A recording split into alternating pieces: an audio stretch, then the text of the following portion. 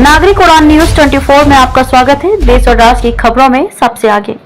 नमस्कार, मैं खुशी और आप देख रहे हैं नागरिक उड़ान न्यूज। आइए नजर डालते हैं आज की बड़ी खबर पर। 28 जिले पानी में घिरी, 11 लाख की आबादी और डूबे खेत घर बार। चीन से आए जल प्रलय से बेहाल असम में भयानक बाढ़ आई हुई है। 11,34,000 लोग प्रभावित हैं। कटोरी जैसी भौगोलिक स्थिति में बसा असम अब हर साल ब्रह्मपुत्र और अन्य नदियों का शिकार बन जाता है।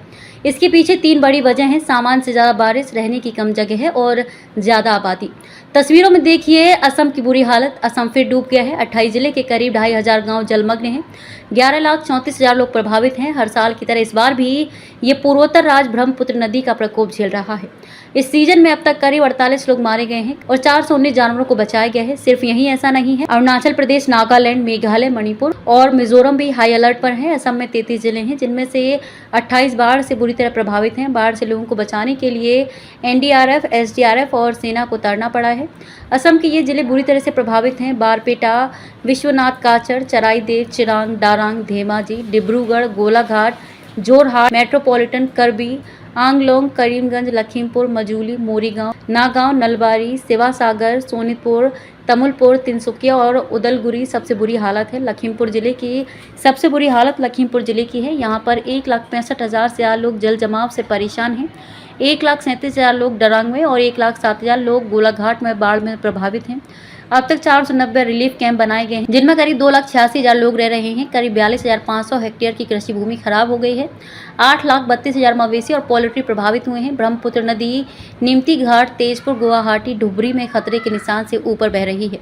पहले तो ऐसा होता था कि असम में 4 से 5 साल में एक आध बार बाढ़ आती थी, लेकिन अब हर साल ही यहाँ 3 से 4 बार बाढ़ आ रही है। असम में इतनी बाढ़ क्यों आती है, ये समझने से पहले यहाँ की जियोग्राफी पर नज़र डालना जरूरी है। असल में असम की भौगोलिक स्थिति किसी कटोरे जैसी है जिसमें पानी जमा हो जाता है। 2 नदियों की घाटी में बसा है असम में ब्रह्मपुत्र नदी लगातार फैल रही है। कवर एरिया भी बढ़ रहा है।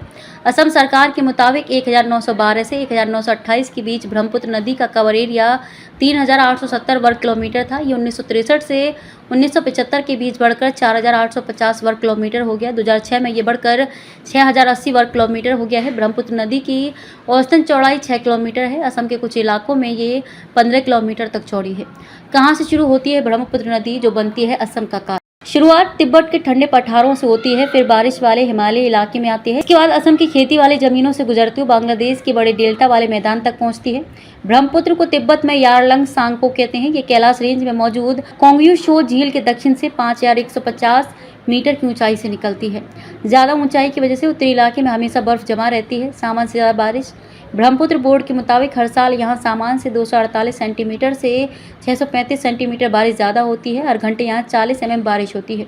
कभी कभी तो ऐसा होता है जब यहाँ एक दिन में 500 mm से ज़्यादा बारिश होती है।